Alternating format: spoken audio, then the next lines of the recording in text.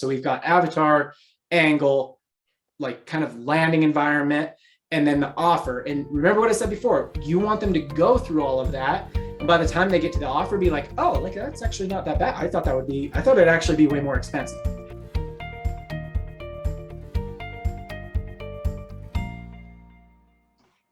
Welcome back, Modern Commerce. You're here with Casey and John. As usual, today we're going to have just a little bit of like a long form discussion, kind of keep it loose. We're going to be breaking down breakthroughs we've seen in 2021. Unlike other years in the past, we're being honest, and you might find that there's some not so typical makeups of things that lead to your breakthroughs in 2021. We'll dive into it just a little bit more here in a second. First, got to find out how my man John is doing.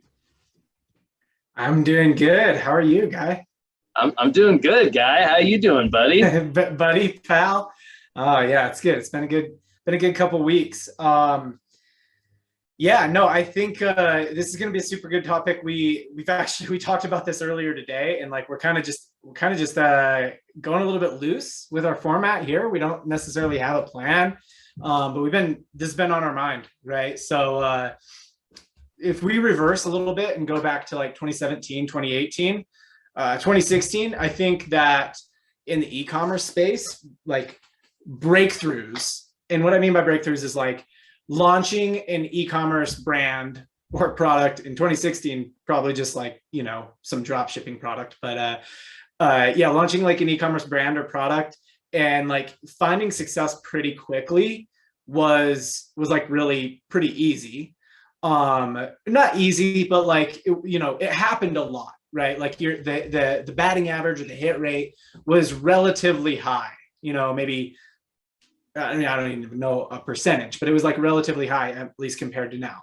And then like 2020 kind of, and so that's 2016, 2017, 2018, 19, it seems like you kind of had to be like an actual brand with, like you couldn't just be some like fly by night drop shipper, but still hit rate pretty high. Like, definitely can think of like products or brands that launched and had pretty quick success, or ones that like first started running Facebook ads, like maybe they were retail or maybe they were selling some other way, first started running Facebook ads or first started going digital and had some good success, or ones that like as an agency we came to and we realized like, oh, there's quick wins, and those quick wins really like made tons of incremental gains.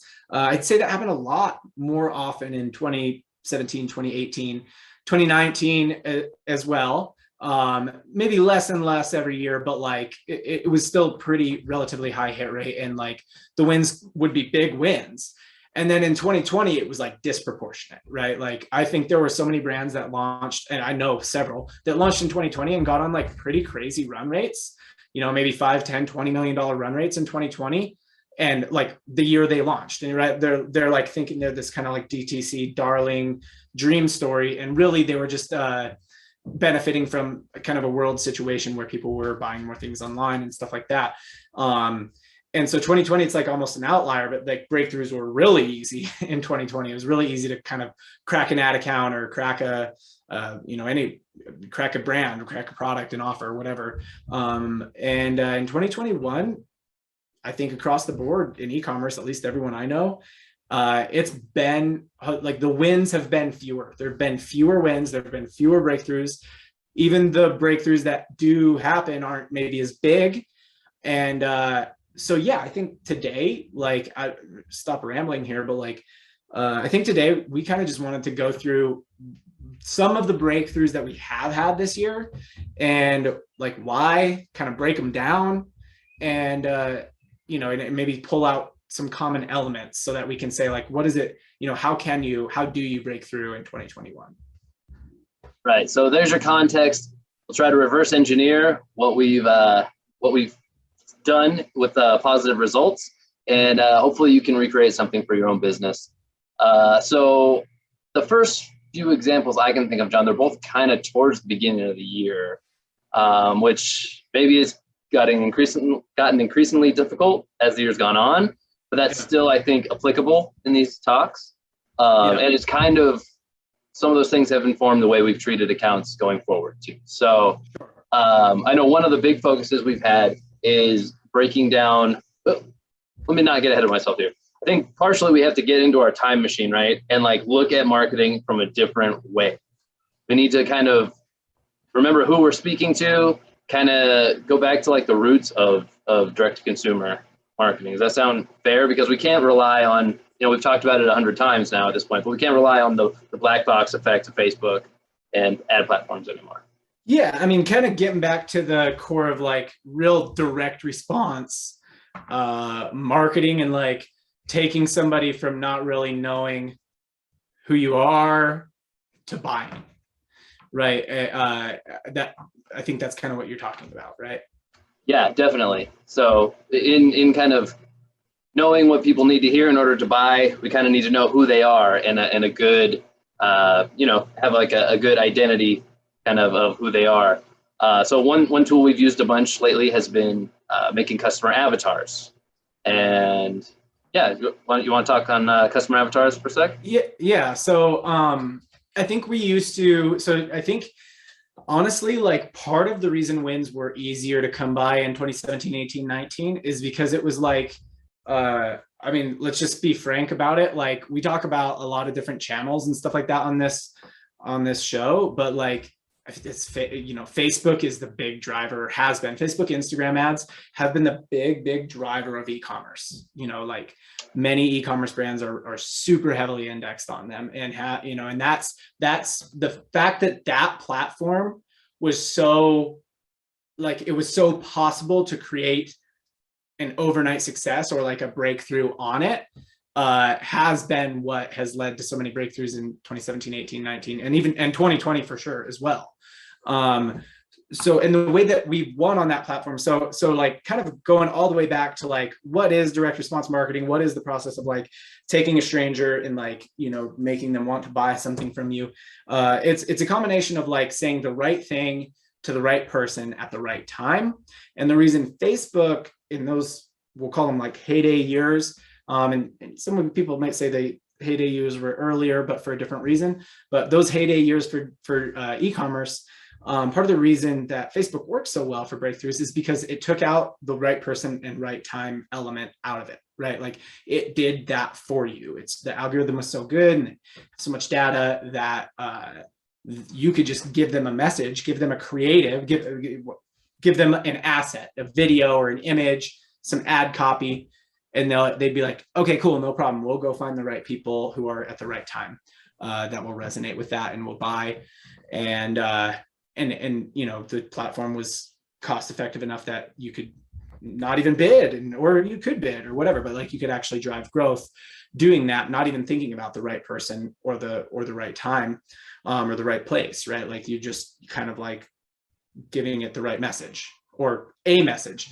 And so as such, like you really didn't even have to think about the message that much. The name of the game has been sort of just giving Facebook a whole bunch of messages and being like, all right, now go find whoever for all of those messages. You just don't have to really think about any of it. You can just kind of think about making cool stuff for your brand, like making cool images, cool videos, stuff that you think people might like, and doing it in high volume, and then kind of letting the platform do the work. So what you're getting at is like getting back to the phase of thinking about who is the right person, what is the right time, where are they right now, right? Like, so what I mean by that is like, if you're advertising on Facebook, Instagram, who are we talking to? What are they up to right now? What are they doing right now? What's the mindset they're in right now as they're scrolling through Instagram? And what is the right like message to give them based on that time and that person? So the first thing that informs that is like that we haven't had to think about for a few years now. Like we've scaled some brands where we like legit had no idea who the customers were. Like we're like, I don't know who's buying this. Doesn't matter. People are buying it. Facebook apparently knows who's buying it. And like the first step of that is just thinking through the person, because if you think through the person, then I can think the rest sort of follows. Like what state, what mindset are they in as they're scrolling through platforms? Where do they need to be in their life in order to buy your product, or what they need to be going through in order to buy your product? If you think about the people first, the customers first, I think a lot of the rest follows. So yeah, that is the customer avatar. If you can Google that, there's tons of different customer avatars, worksheets, or customer profiles is what you might call them. That's a huge tool of ours to like, let's just start with who like who this is for, who is our product for, who is our brand for. Right. And within our agency, you give plenty of direction to all different kinds of, marketers just in general. And two of the things that you've said stand out to me like really well in like a mashup form. There's, one, we have to stop treating creative like it's just like the asset within an ad on an ad platform. Creative is basically everything from like everything the customer sees really is part of like your creative vision. I mean, it kind of brings that branding from like a nebulous thing, like we've talked about on some other episodes, how branding can be so nebulous. But creative is the actual tangible stuff that they actually see and scroll through and what they actually interact with your brand. So reframing creative in your mind just beyond what the asset is in an ad, mixed with creative create your audience. And that's where like both of those things, it's important to know who your customers are, because you have to be able to meet them where they're at and then also deliver what they need to see. Yeah. So, and we're not the first people to say this, like there are other people who talk about digital marketing or any kind of marketing out there who say this. But I think the e-commerce crowd in particular needs to hear this because they haven't had to think about this for the past few years. But yeah, the way I say it specifically, and you even take an extension further than this, is, we used to think about creative as like the video that you use in your ad or the image you use in your ad. In e-commerce, like we won't even think about creative as the ad copy is just like an afterthought in e-commerce. A lot of the times we're just thinking, what's the video or image, right? Or whatever that we're using in our ad. That's how we think of creative. But the truth is creative, like I say, it's like creative is your avatar, your angle, your landing environment, landing environment is a good way to put that, landing page and kind of funnel of pages they go through, and your offer, right? And so you essentially want to like know who someone is, be able to present the right thing to them so that at the time that they're scrolling in Facebook or Instagram, they're like, oh, that's interesting. Bring them through a combination of ad and landing environment that bridges them to wanting your product and desiring your product, and then showing them an offer that makes them think like, oh, wow, I actually thought it'd be a lot more expensive than that. And that's kind of like the process you should strive for, right? Like, is that you're kind of taking them through those steps, and they can happen quick or they can happen slow, and I would say the more you're asking from them, the probably more you have to like get their attention and bring them through and like really build that desire up. So, and so I think we're talking about this sort of like nebulously, not really, we're trying to be specific, but let's talk about how this is translated into some of our breakthroughs this year. Sure. Where do you want to start? Yeah, let's start with seat covers. Yeah, okay. So this is one of those early on, kind of in Q1, I think is when we first started up with this. End of Q1, early Q2. This is like right around the time of iOS 14 rollout.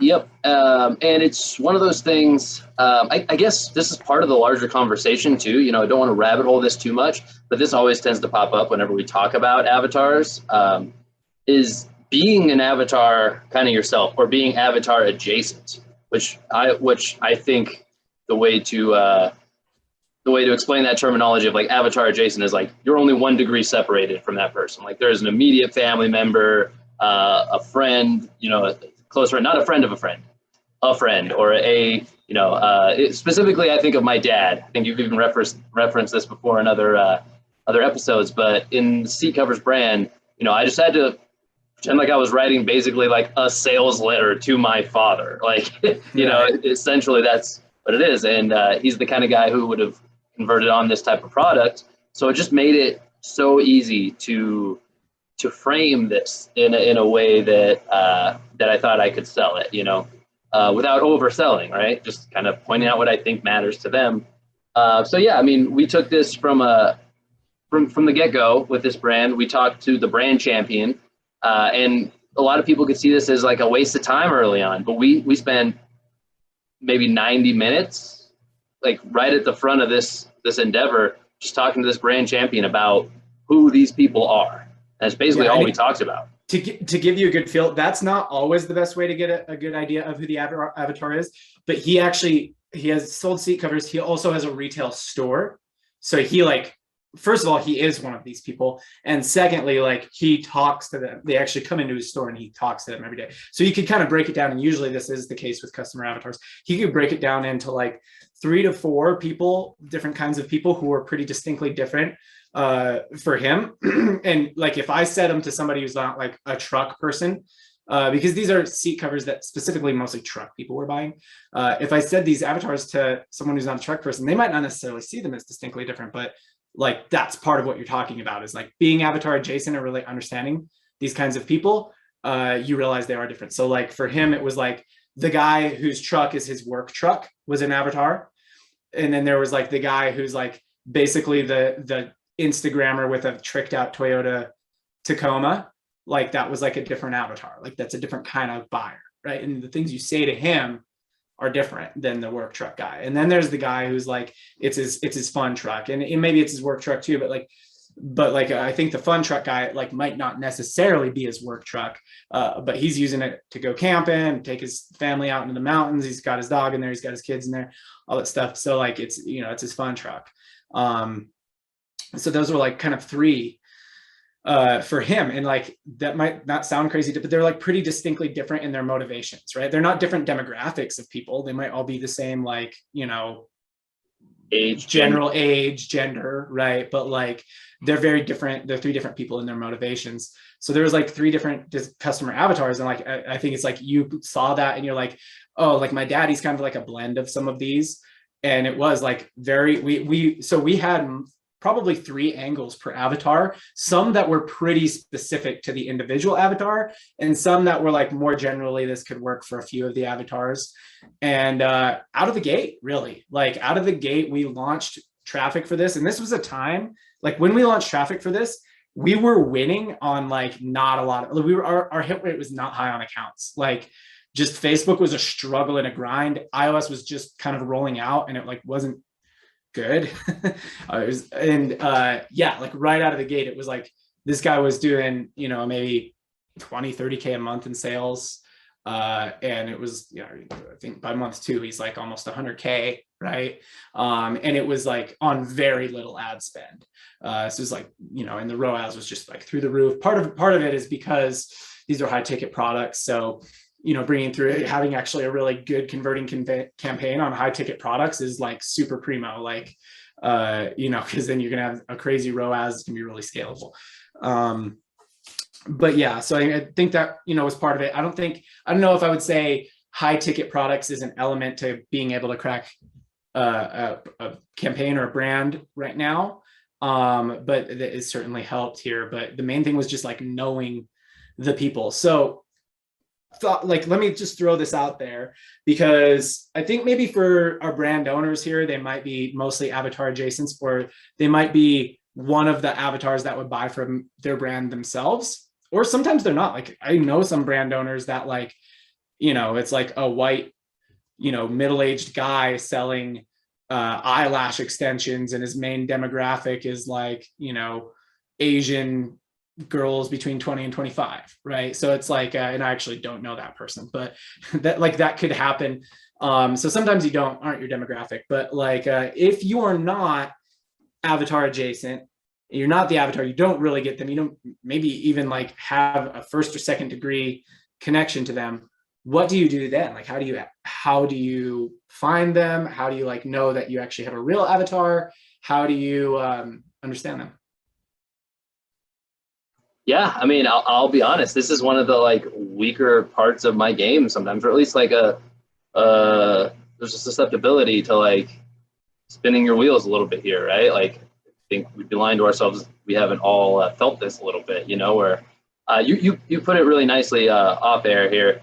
You said sometimes you just don't even understand why people would buy the thing you're trying to sell them, and that is like a realization I think you have to like come to terms with, where it's like you need like a complete reframing of it in your head. Like how could you possibly function as a marketer for a product when you don't believe in it, but you don't even understand how anybody does? It's not a place you want to be. So no. I think it starts like up here and like reframing it here. But But yeah, how do you go about that? I mean, easier said than done. Yeah, I mean, I've got in terms of tactics, methodologies.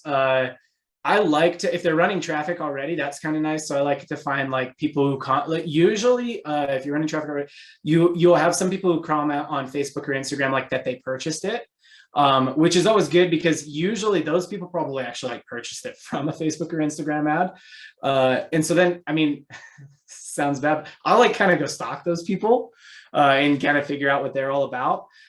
Or like, this is another little trick. I'll like look through their customer lists and find maybe some of their higher value customers. And I'll just go until I find one that has like a really like different sort of name. And I'll go look them up on Facebook or Instagram or something like that and try and stalk them.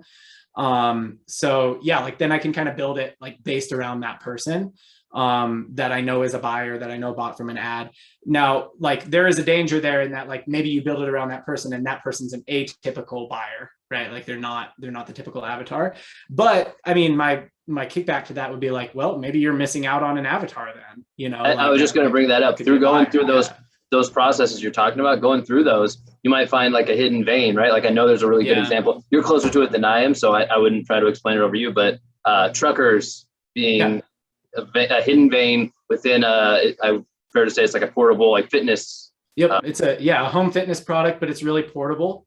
So like people can travel with it and stuff like that. And they have an app. They were looking through their app and they noticed like one of their main like power users was a trucker. And there's like some other truckers on there as well. Because he's like, oh yeah, like I can just step out of my door of my truck and like, cause there's a certain amount of time, I guess truckers have to be down, they can't drive. And so he's like, yeah, just get a workout in. And which is wild. Like they would have never thought of that, you know? Right. It wasn't on the radar of the brand champion, of the brand itself, of the marketer even. But you know, lo and behold, it's like organically spreading too, because these truckers are sharing it amongst like Reddit threads and Facebook groups. So you're like, it's undeniable. And I think that is like the word I would use for when you specifically don't identify, or you can't even, not even avatar adjacent, you're looking for that undeniable thing. What is it they're like, oh, okay, anybody could understand this. Like, no matter what, this is worth a test. You know what I mean? Right. Like this is for sure. Truckers are for sure worth a test for that brand. You know, if it doesn't work out, the economics don't work out, the scale doesn't work out, whatever, fine. But yeah, they're for sure worth a test. Yeah, no. And so I last but not least, I actually think like, I don't know that I'm super avatar adjacent to the truck guy. Yeah, like, you know, I know a lot of them in where I live, like that I just kind of live in a place where there's a lot of those people, but I don't like super know them. But for me, like, and this is just how I absorb information, talking to someone. So it's like, I know this is like, it's both the easiest and the hardest thing to do. Like pick up the phone and call like a few of your like highest value customers who've bought multiple times from you and stuff like that. And just like actually get to know them. Probably super informative of like the avatar and like just get to know their life, right? Like what are you struggling with? What do you like, how many kids do you have? What are you up to every day? Like what's going well right now? What's not going well right now? Like if you get to know them, you know, as much as you can, then I think, and this is, I think sometimes why it's valuable that some brands have Facebook groups around them. Yeah, then you can actually like really pull some strong avatars. If you're pulling an avatar, even if it's an atypical avatar, but it's like one of your highest value customers, that's a valid avatar. You know what I mean? Sure. And so, yeah, like in Facebook groups, like if you've got a Facebook group around your brand of like all buyers, like a power user in there or in your app or whatever, like that's a valid avatar, right? Like if they're a power user of your product or a power like buyer, they buy a lot from you, they answer other people's, they're kind of already like this brand champion who really loves you. Like that's a valid avatar, even if they're atypical. Yeah, I don't know. We didn't necessarily nail any more on that, but like I would just say like, yeah, getting to know your customers is probably like one of the main, I think I've said that on another episode that you could link somewhere here if you want, but I think that's kind of like, you know, one of the main things that led to that particular win. And I even think like one other win. But there's another element in the other win. So let's talk about flags. That's where I was. Yeah, say what it is, because it's not flags. Yeah, so it's so there's a product where it's made to put flags on your car. You know, I mean, without getting technical about it, it's a product where they allow you can either buy flags from them, use your own flags, this product to stick flags onto the back of your car, really any part of your car you want. Yeah, it could be on a car, truck, probably a lot of the people, probably a big crossover with the truck folk here, but yeah. Yeah, and with this one, the biggest takeaway I would take from this breakthrough that we had, because this one also, this was a new client with us for a while, and we ramped them up pretty quickly for where they were at. They were spending nothing. I think they took a month on their own, spent like $2K. The first month we took them on, we went up to like $7K. And then like the next month was like $15K, and then the next month was about $30K in spend. I mean, it just kept doubling. It's like 40, yeah. This was even a little bit later than that other brand. So this is like well into the at least that doubling and doubling effect was well into the post iOS 14 update. So this one, I think the biggest takeaway, like I was saying on this one, is more that not to steal it from you, not to take credit, but the big marketing idea. We were selling something bigger than the product itself. The big crossover we found, there's some with truck people, but a lot of, flags, patriotism, huge crossover. So it fits really well. Yeah, a lot of, even with that, with truck people, lots of crossover there. A lot of stuff kind of just synced up.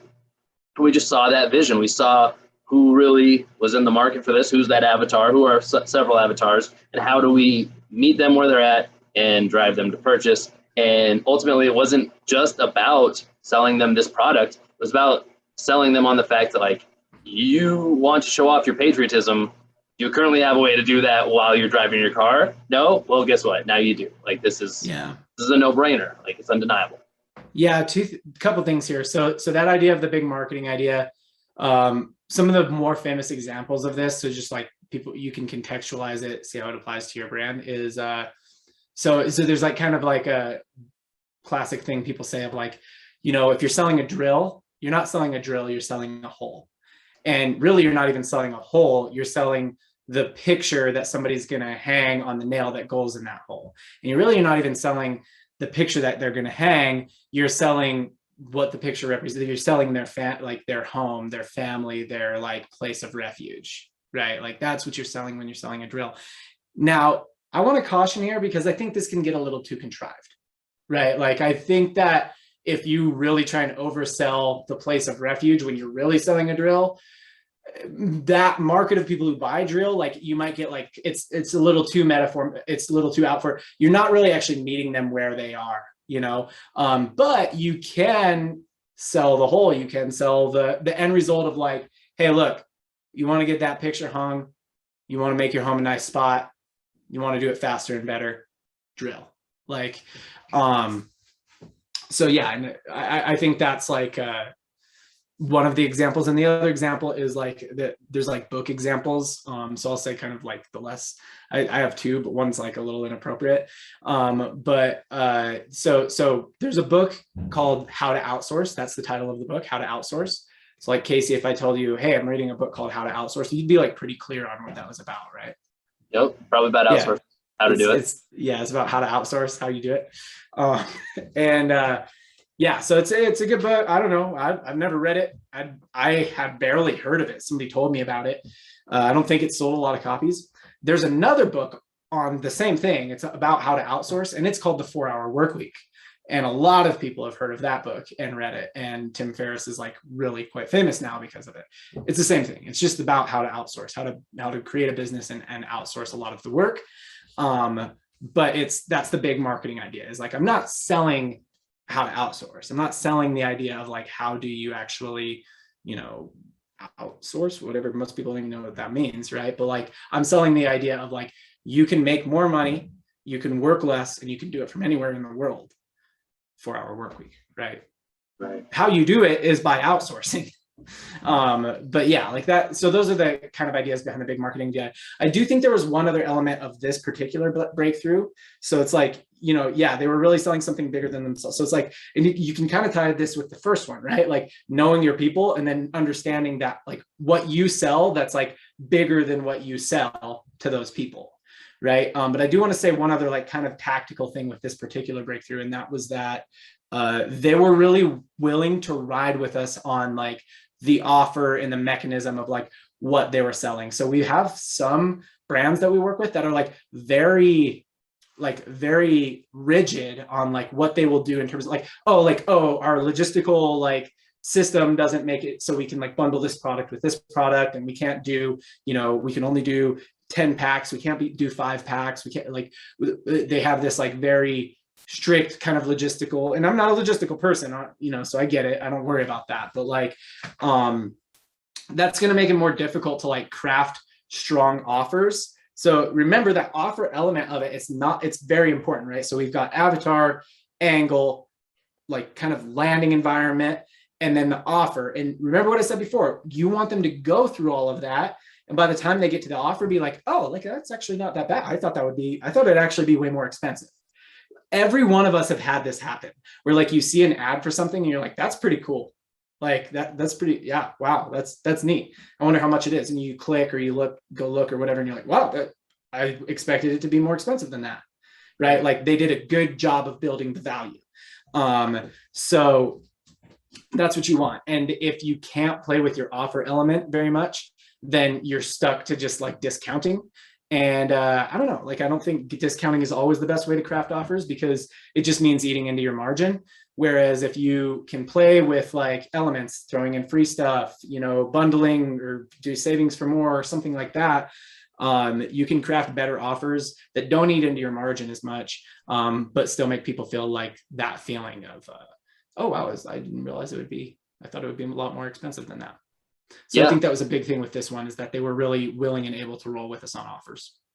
Absolutely. And I don't think that's disconnected from selling on the big idea too, because that's how, you got to have a certain markup on your product. And the way to justify that is that you're not just buying the product, you're buying so in one fell swoop, you can meet them where they're at and obviously be like, listen, you need this drill. Like, yeah. You gotta be able to drill to get that picture up, but we understand what you want is your house to look nicer. Do that all one fell swoop. Don't neglect either. There's a balance, obviously, to that. And like a value prop obviously enters into the equation, and I mean, you could just find yourself with a bad value proposition on your hands too. Like that is going to exist sometimes. That's what I was going to say kind of earlier when we were talking about like, what if you're not avatar adjacent and stuff like that? I think like you said, like, sometimes you find yourself in a situation where you don't understand why people are buying this. Like, not only are you not avatar or not avatar adjacent, but you honestly don't get why these people are buying this. I think in that situation, there's two things going on there. Like, one of two things is happening. Either people like actually are buying it. So this was actually a thing for a while, is that like, you could throw up any kind of cheap, stupid product on Facebook and people would buy it, and you'd be like, why the frick are people buying this? Whatever. But I don't care. Whatever. I'm making money. So that does happen sometimes where you don't really get why people are buying it, but they definitely are. In which case you need to do the work of understanding your customers a little bit better. Or you don't really get why people are buying it and they're not really buying it. And you're like, I get why they're not buying it, because I don't understand why anybody would. In that case, you might just have like a bad value prop on your hand. Right? Like you might not really be able or be building up the value enough to justify like what you're asking. The give-ask balance isn't right, Yeah, definitely. So we've covered a couple breakthroughs here. Any other breakthrough that you want to touch on here, John? Yeah, I'll hit a couple quick ones that were not like full brand breakthroughs, but were really breakthroughs, just from an advertising perspective. Really, let's hit two. So one of them was earlier in the year, and so just again, common elements. I think one of them was earlier in the year, and it was like they were actually doing okay, but we scaled them like super massively when they came in. And that, I think, so again, like if we're talking about like what are the elements of breakthroughs, so we've had a couple this year where it's been like, oh, you just don't have the knowledge, expertise, background, whatever to like do this at a higher volume, right? Or you don't realize you're leaving a ton of wins on the table here. So there may be, like, the takeaway there is like, there may be a breakthrough in if there's some core piece of your business where the expertise isn't really great, like it's working, everything's working, we're all happy, but that, like, I don't know, we're kind of doing that. We don't really have an expert doing that element. So for us, that's ads when they come to us and they're like, yeah, I've been kind of doing it myself. I don't know, it's going pretty well. And then we look in there and we're like, oh, like, you're leaving tons of wins on the table here. And so, yeah, there's been some of those breakthroughs where it's like, oh yeah, like this actually hire here, they just didn't really know how to go get the fuel and pour it on, or they didn't know where the other wood was that could make this fire bigger. And we knew. So there could be a breakthrough there. And then the other one that we have is, and this goes kind of to what you were saying earlier about like customer experience, knowing your customers, stuff like that. Like, yeah, and you extend that whole creative thing that I say about like avatar, angle, landing environment, offer, you extend that even to like the packaging, the experience they have with the product, all of that. Like, and that's cool. Like I don't do that as much. Well, I mean, in this time, like lifetime values have never been more important, right? So like that's exactly what I was going to say. Yeah. Sorry, go ahead. Yeah, no. I mean, you got it. Like but yeah, like, so another place we're seeing breakthroughs is brands with strong lifetime values and strong retention revenue. So they have like a good base of customers and people who really love their products and buy from them very regularly. We're getting breakthroughs with them, and not necessarily in the form of like, hey, we were running at a 1 ROAS and now all of a sudden we're running at a 5 ROAS, or we were only spending $1,000 a day and now we're spending 10K a day. They're not breakthroughs like that, but because they have all that runway and retention revenue, and they have all of that, like, and it's re-ups, right? Like, so it's like they have all that runway and retention revenue, and it's perpetual. So it's not like it's not the same as like going and getting a bunch of investor money so that you have a cash padding, but they have a cash padding that's actually coming from their business. Their business is creating a cash pad, and that cash pad allows them to actually spend into learnings right now, while so many other brands are having to pull back or aren't getting enough data or aren't feeding enough data, specifically on Facebook and Instagram, aren't feeding enough back to Facebook and Instagram because Facebook and Instagram isn't tracking nearly as many conversions. But these brands, maybe at one time we're getting a $30 or $40 cost per purchase. Now it's 150, but it's not actually 150. Facebook's just dropping all those conversions, but they have enough cash pad to actually spend enough to get 7, 8, 9 conversions a day on each ad set at $150 and actually get learnings and actually see like, oh yeah, this creative gets us a $150 CPA, but this one gets us 110. Like, that's actually a pretty big jump. That's a very, very big improvement. And it's not their 50 that they were getting, but they have enough money to continue to do that until they are down 110, 180, 90, 70, right? And maybe it's not as low as it was before, but the other advantage they have is that every customer acquired just adds to that future cash pad because they have all of that LTV, they have all that retention revenue. So yeah, really strong LTV essentially is another big element we're seeing contribute to breakthroughs right now. Like, and it's like true optimization breakthroughs. Like, it's not even a breakthrough. It's like, if you actually can keep spending right now, you can afford to keep spending right now, you can spend your way to learnings and like make really solid incremental gains on your acquisition costs, on your ROAS in your ad accounts. It's just that so many brands can't afford to spend into the performance that isn't super profitable for them on the front end. Yeah. And we talk so much about like paid media on this because obviously it's a massive subject, but I feel like we'd be kind of remiss if we didn't like kind of give a little bit larger view because this kind of talk reminds me of like cell phone companies where like on television or some mass form of media, like you see a crazy offer, great offer, and it's only available to like new customers. And you're like, I'm already a customer of this brand. I'm watching on TV. Their ad is reaching me and it's for an offer I can't even like claim. And this like lifetime value kind of talk, it reminds me of honestly, like, once you already own an audience, you reach them on different platforms as well as paid. And something that's not going out of style is like exclusive offers to like email lists or text lists. And I mean, talking about squeezing out like value, lifetime values out of customers, not squeezing them out, but increasing lifetime values on customers is, ask for the repeat on other channels as well. Obviously, I mean, this should go without saying. I mean, of course, we're we're trying to talk more about paid media, but yeah, that's one thing that you have the capability of doing is if you only want to offer a certain amount of something, it's not always paid isn't always the answer.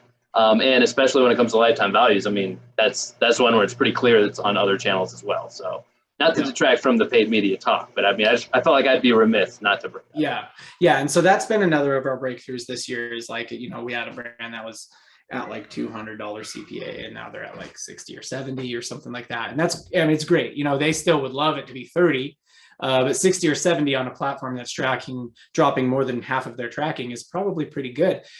Last but not least, consider shifting your mindset a little bit more. So we've had some breakthroughs, specifically like with a brand that's already really big, but they have like also really big goals for the second half of the year. We've had some breakthroughs with them. Like they finally warmed to the idea of not being like so branded with their like acquisition advertising, right? Like they did a lot of just like lifestyle product photos, the same photos that went on their website type of thing. And that's like what they would run in their ads, and they got like, not great click-through rates, but I mean, it's like when they were one of these brands that has just crazy retention because their product is so good. Their products are so good. Once people get them, they just buy more and more and more and more of them. And it's a product that you have to buy a lot of anyway, kind of, or you need it very often, I should say. And so, yeah, like they just kind of leaned on that and they haven't been very aggressive in their acquisition efforts. And lately we've been doing like more tactics like advertorials for them, and doing like some kind of like third-party advertising where, and I'll just say like they're a baby clothing brand. So that's what I mean when I say it's like, it's a product that you have to buy more of all the time, because your babies grow and they even if they didn't grow, they need a lot of stuff. So like, they were super branded, but like lately, I mean, we have like an advertorial right now. I'll just even say like it's the whole angle is like, my sister called me crazy for spending this much on baby pajamas until she babysat. Right. And like very aggressive direct response, like super attention grabbing. And then it goes to an advertorial, talks about the product, and that it's doing really well on like taking someone who didn't ever know them and converting that person first day, which they have never done well. Right. Like they've always been this sort of like, it takes a long time for somebody to like finally buy something from them. But then when they do, they just keep buying for forever. And so, yeah, I mean, I think big breakthroughs have come for them recently with this kind of very aggressive goal that they have in the back half of the year by being willing to just go more direct response and doing it in ways that it still doesn't like overly tarnish the brand, so they do that through like a third party, right? Like it's on a third party, like publisher website, think of like a blog or something like that. So it's like a blog talking about them and using this really aggressive angle, not them themselves. So yeah, like I think that's another move is like, just think about how you can go a little more aggressive in your acquisition efforts because it's getting harder. So if you want to be like really picky about the creative you put out there and you want it to look really pretty, you kind of have to live with like however well that creative can convert. And a lot of times that really pretty nice looking creative, it doesn't necessarily speak to any avatar. You know what I mean? It's like all things to all people. And even if it's like native to the platform, like a lot of like UGC and like testimonials, selfie videos, stuff like that, that's great. But a lot of times that kinds of creative is like all things to all people. So consider, maybe some more aggressive creatives that like really dig into an avatar and sell it. So the avatar on that one that I gave is like the new mom, who's maybe the youngest or one of the younger ones in her family. She's got nieces and nephews. This is her first baby and she's insecure, right? Like, and it like, really bugs her that like her sister's like the in the know mom and she's the one who's like always being schooled up, right? Like that's very real. Like that's a real situation for some women. So, yeah, like there's always like a kind of natural competition between siblings. So yeah, like it allows you to sort of dig into an avatar list. So think about that. Like how can you get maybe a little more aggressive, a little more direct response with your advertising? Because you're going to maybe need to do that to like hit those breakthroughs right now. What we talk a lot about brand champions on this, and this episode's had a big focus on customer avatars. I would say one word of caution is be wary of false champions and false avatars because to your point of like pretty creatives that sit well with the people running them or the brand that's, you know, putting it out, that might just make you feel good about what you think about your brand, not what the people who ultimately buy your products need to see. Like there's a disconnect sometimes, and Right. it's easier to fall, like it's easy to say like that's not a problem for me, I know my people, but that is the exact type of person who's susceptible to falling into that trap, I think, because you go like, I know my people so well, of course I know, I don't need to look into this anymore. Especially if they do have an eye for design or something like that, because you know, a lot of times, like if they've got a good aesthetic sense, like that's when they're really like, oh, no, that my people won't like this. This looks spammy. This doesn't look good. And yeah, like, so there are some brands we still run and they do it, like, and like you can make that choice. Just understand you probably won't get as strong of like a stronger performance on your direct acquisition efforts, you know, which is fine, right? Like maybe your brand could sustain that. This brand certainly could have if they didn't have such an aggressive goal for the back half of the year. But yeah, like yeah, you're dead on, and I think yeah, I think you're dead on. With that reframing of like what creative means, not just the asset within an ad, I think with that caveat, I don't know that there's been a time, you know, now that data is kind of, we're starving for data, I don't know that there's been a time where you need the blend of analytical minds and creative minds working together in unison to really promote your products in the right way. Because throughout different times, it's been one or the other dominant. I feel like we're really at that like breaking point of like, if you're leaning too far creatively, like traditional creatives, like pretty creatives, or you're leaning too far into analytics where you're not receiving enough data right now, you know, it's two sides of the same coin that you don't want to be on. You want to be on that thin ridge, really. Yeah, exactly. So, okay, no, John, go ahead. I was going to say, we're running a little longer than we planned to, but I want to give you the chance to get this parting shot. I can tell you're chomping at the bit to get something out here. I know it's going to be super insightful. You know, I'm gonna go a little bit crazy here on our format and say, guys, before the parting shot here, go ahead, like, comment, subscribe to our videos, hit that bell so you get notifications whenever we post new videos. And with that, John, take it away to end the show. Yeah, it's, I mean, I could just give a summary, right? Like it's, you know your people, don't be afraid to be a little more aggressive and get attention, even if some people are not going to like it, even if you're going to have some haters. Be ready to like roll on offers and try some more aggressive offers, and just create a really great customer experience that people keep coming back for, so that you have the cash pad. Yeah, so I could, because that's like really it. It's like those are the kind of 4 elements.